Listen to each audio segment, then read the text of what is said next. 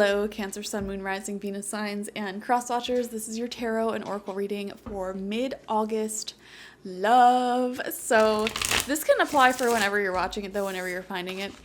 And as I shuffle up the cards, I just want to give you all a big shout out if you have left a donation to this channel or have supported my business through getting a personal reading, life coaching, or intention oils. I appreciate it so much. All donations go back into the channel in the form of editing software, filming equipment, new decks, things like that. So the more you guys support me, the more I can support you. And this is an example of one of those moments where I'm able to film extra bonus videos for you guys because of your generosity. So thank you so much for that.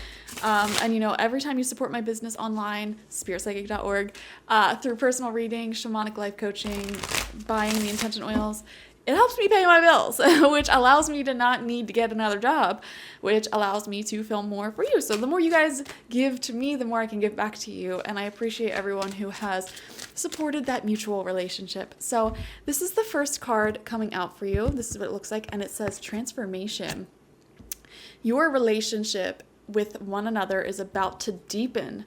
Love conquers and transforms all things. Wow. So I am seeing a deepening of all of the relationships in your life, not just one in particular, but like I'm seeing like being a better friend to people, inviting them out more and having deeper discussions. It feels like you're getting closer with the people who are already in your life. But on top of that, like if there's anyone new to your life, like you could be getting to know them a lot better. So this is a good time for dating if you're single. But yeah, I'm seeing like a deepening, a sweetening of all of the relationships in your life at this time, Cancer. So let's see. From the Moonology deck, we have Disseminating Moon. Take time to breathe out. Okay, so I'm seeing relaxing one-on-one time with each other once again. In your relationships for these past several weeks or months, you may have been trying to have very productive hangout sessions because you may have noticed that in the past, like maybe you were really into the people you were dating and you would just spend a lot of time just like laying in bed with them or not really doing anything with them. And, you know, maybe you stopped doing that because you wanted to be more intentional and, I don't know, productive with your time. And I'm seeing you taking a return back to that, but it's not going to be a bad thing. It's going to be like a really, really good thing. And we have codependency coming out. Cancer. Addictions are affecting your romantic life. Okay, try to avoid falling back into any codependent habits, rituals, or routines. And for some of you, if you've done a lot of inner healing work and you're saying, Laura, like there's no way I'm getting back into another codependent relationship, there could be someone that you're talking to, whether it is a friend, whether it's somebody who has the hots for you, that has codependency patterns themselves. And you may see them trying to play those patterns out in your connection with you. Your connection with them, and you are gonna need to put a stop to that and be like very stern in a polite way about like what goes into a healthy relationship, what goes into like what your personal boundaries are, what you're willing to offer, and you know, not leading anyone on, not playing along with anyone if they're being toxic, even friends. You know, if you see toxic patterns playing out in their life, I feel like you're feeling called to, you know, talk about it with them. Yeah, but definitely I see just spending some time this month with your loved ones, just not feeling the need to do anything really at all, you know, just sitting and cuddling and relaxing, you know, swimming in a creek, I don't know, whatever you do. We have the Two of Wands in reverse. Yeah, I think some of you may be craving these deeper connections at this time, deeper forms of friendship or deeper forms of love and intimacy, to just as like a respite from your everyday goals and ambitions and going after them. By the way, if it's looking dark in here, it's because the sun's going down, so I'm going to apologize in advance for that because it's going to keep going down. We have the Magician coming out in reverse. I don't know why I'm seeing this as you might be feeling like the bad guy here for one connection in your life, a certain connection in your life. And you know what? Aries had a slightly similar message. So this might be a cardinal sign thing that's going on right now. where I feel like, yeah, how do I put this?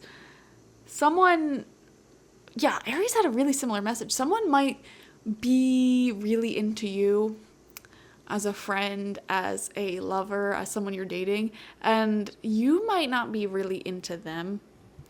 So, or like you may, it's not like you're not into them, you might like them, but it could be that they're like catching feelings for you way too quickly, or you know that they're latching onto you in a sort of codependent way, not in like a healthy, natural way. Because it's totally normal to gain feelings for someone over time, but this is like the type of energy where it's like attached at the hip the second time you meet, and they're constantly like up your butt 24/7. You know, it's unhealthy. Like, it doesn't make sense for somebody to have such strong feelings when they don't even know you yet, and you may be thinking that about someone and not wanting to be the bad guy by leading them on or like continuously hanging out with them or seeing them when you know that you don't feel the same way, but at the same time you're not really doing anything wrong. So there's a confusing like gray area there that I'm picking up on.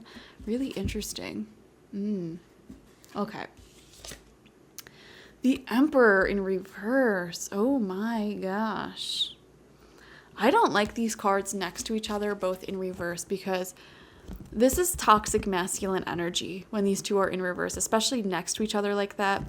So be very, very careful in any of your relationships at this time if anyone is demonstrating toxic masculine traits, even if they're a woman. Okay, and this would be like domineering, condescending, patronizing, and they don't have to have that patronizing tone either. Just sort of treating you like a child or treating you like you don't know what you're talking about, little things like that. Like, definitely look out for that type of behavior and avoid people like that like the plague, okay? Don't get yourself wrapped up in that. Take some time to breathe out and enjoy life. I don't know why I'm seeing a return to the soft and feminine aspects of life. Like, for a while you may have been very focused on being productive and, you know, healing and whatever, but now it's just like, man, I just want to float in a river. I don't know why I keep thinking of rivers. Maybe some of you guys are visiting a river and have a nice, you know, deepening of a relationship there. I just want to float in a river, you know, in a little tube in a river. Or I just want to, you know, lie on the couch and do nothing with somebody that I love. And maybe for some of you, you're ascending a friendship or relationship to that level where you can just sit and do nothing together and just really enjoy that shared energy with one another. We have the Queen of Swords. Yes, I love that this is coming out after those two cards, because this does show like what we were picking up on, which is that you are projecting this image, this energy of being someone who can see codependent patterns and behaviors and like put up some boundaries against that, but also try to like, you know, be reasonable when it comes to being kind and letting people in, you know what I mean? And the Tower in reverse. Oh my, this is that transformative energy. You know, I'm seeing something happen here. Something may be happening. Like, if you're dating someone, you've been talking for like a few weeks, a few months, I feel like there's bound to be something that happens that's devastating for either one of you. And it's like, as weird as it sounds, those moments are great moments to be intimate with one another and build that bond, you know, when our lives are hitting turmoil. And for some reason I'm seeing here, either you may be in this right now, or someone that you're romantically associated with maybe hitting like a really huge transformative thing that happens. Like, maybe they suddenly get fired from their job, or maybe they suddenly, like, I don't know, like have some sort of mental health crisis or breakdown because of something, and they talk to you about it, and you're the one that's there to comfort them. And in unhealthy dynamics, this could lead to things like trauma bonding and codependency. But I think if you keep having taking what you learned from the past and, you know, understanding how to not have that, it'll actually be a really great experience, because you'll get to know each other. And that's why people say it takes 3 years to get to know someone, because during 3 years, usually you'll see all of someone's different seasons, you know, all of their true colors. When they're sad, when they're sick, when they're happy, when things are going their way, when things aren't going their way. You know, it's important to see people in these different spaces.